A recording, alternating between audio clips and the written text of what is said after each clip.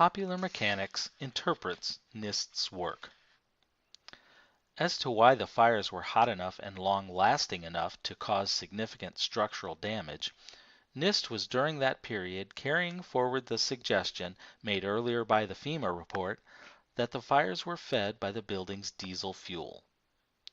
An article about 9/11 in the March 2005 issue of Popular Mechanics magazine, which strongly supported the official account of 9/11, said, with reference to NIST, investigators believe the fire was fed by tanks of diesel fuel that many tenants used to run emergency generators. Most tanks throughout the building were fairly small, but a generator on the 5th floor was connected to a large tank in the basement via a pressurized line. Popular Mechanics then quoted NIST's lead investigator, Shyam Sunder, saying, "Our current working hypothesis is that this pressurized line was supplying fuel to the fire for a long period of time." In a slightly revised and expanded version of its article, issued as a book in 2006, Popular Mechanics repeated this point, saying that long-burning fires may have been supplied by fuel tanks in the building for up to 7 hours. Whereas this appeal to the diesel fuel repeated FEMA's hypothesis, NIST introduced a novel element by suggesting, in the words of the Popular Mechanics book, that, quote, WTC-7 was far more compromised by falling debris than the FEMA report indicated, end quote. In describing this damage, Popular Mechanics quoted Shyam Sunder as saying, quote, on about a third of the face to the center and to the bottom, approximately 10 stories, about 25% of the depth of the building was scooped out, end quote. Given this discovery, Popular Mechanics claimed, critics could no longer cast doubt on the official explanation by pointing out that, quote, there were no other examples of large fire-protected steel buildings falling because of fire alone, end quote. This allegedly massive damage to WTC-7 caused by debris was treated by Popular Mechanics as parallel to the damage to the Twin Towers caused by the airplane impacts, as shown by the following statement. The conclusions reached by hundreds of experts from academic and private industry, as well as the government, have been consistent. A combination of physical damage from the airplane crashes, or in the case of WTC-7 from falling debris, and prolonged exposure to the resulting fires ultimately destroyed the structural integrity of all 3 buildings. Although in 2006, when this statement was published, this view was simply NIST's working hypothesis.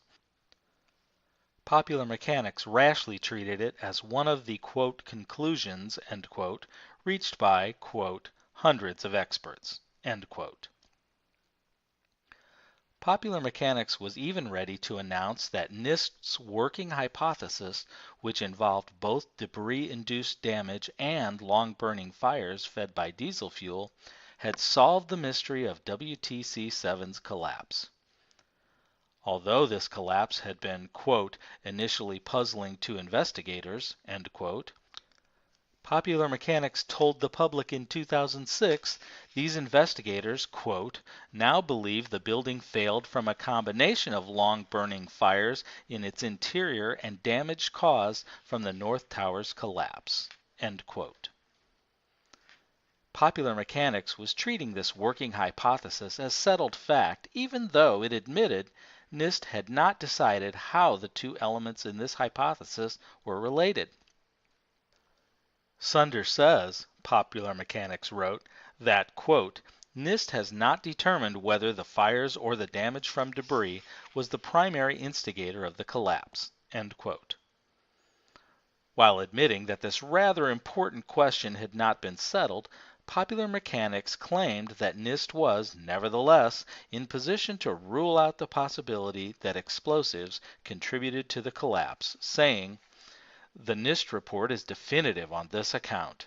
The primary report states flatly, quote, NIST has seen no evidence that the collapse of WTC-7 was caused by controlled demolition, end quote. The fact that Popular Mechanics could treat a preliminary report as definitive suggests that it was guided by a rather strong will to believe. NIST's 2008 solution to the mystery.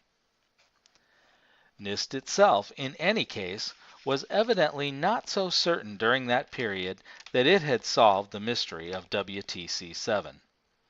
When asked early in 2006 why this building had collapsed, Sunder replied, quote, "Truthfully, I don't really know. We've had trouble getting a handle on Building 7." End quote.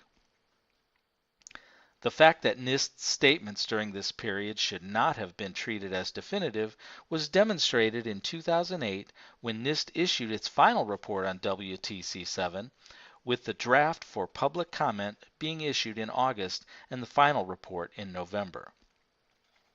In this report, NIST no longer affirms the two elements that, according to Popular Mechanics, had provided a satisfactory solution to the mystery of WTC-7's collapse.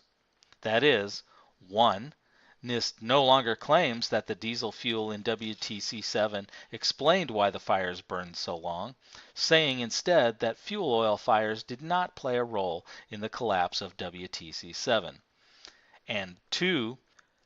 NIST no longer claims that the collapse of WTC-7 was significantly caused by damage inflicted on it by North Tower debris, saying instead, quote, "Other than initiating the fires in WTC-7, the damage from the debris from WTC-1 had little effect on initiating the collapse of WTC-7." End quote. The second of these two reversals means that, contrary to what Popular Mechanics had said in its 2006 book, NIST does make the claim that a steel-framed high-rise building had, for the first time in history, been brought down by fire alone. This reversal also undermines an essential element in Popular Mechanics' argument against the idea that WTC-7 was brought down with explosives. In a 2006 BBC documentary entitled The Conspiracy Files 9/11, Davin Coburn, a research editor for Popular Mechanics, was asked about the fact that the collapse of WTC-7, quote, "does look exactly like a controlled demolition," end quote. He replied, "I understand why people may think that, but when you learn the facts about the way the building was built, and about the way in which it supported itself and the damage that was done by the collapsing towers that preceded it, the idea that it was demolition simply holds no water." Now that NIST has said that debris from the collapsing towers did not play a role in the collapse of WTC-7, it would seem that Popular Mechanics should reverse itself, saying that perhaps the controlled demolition story does hold some water. Such a complete reversal has not, however, been suggested by NIST itself. In spite of changing its position on some matters, it continues to insist in its final report that explosives played no role in the collapse of WTC-7. In fact, in his opening statement at the press conference on October 21, 2008, at which NIST's final report on WTC-7 was unveiled as a draft for public comment, Shyam Sunder seemed to suggest that this was NIST's most important finding about WTC-7. Quote, "Before I tell you what we found," he said, "I'd like to tell you what we did not find. We did not find any evidence that explosives were used to bring the building down." End quote. Besides appearing confident about this point, Sunder also seemed unjustifiably certain of the truth of NIST's new answer to the question of what did bring WTC-7 down, declaring that, quote, "the reason for the collapse of World Trade Center 7 was no longer a mystery," end quote. He assured his listeners that, quote, "science is really behind what we have said," end quote. He even added, quote, "the obvious stares you in the face," end quote.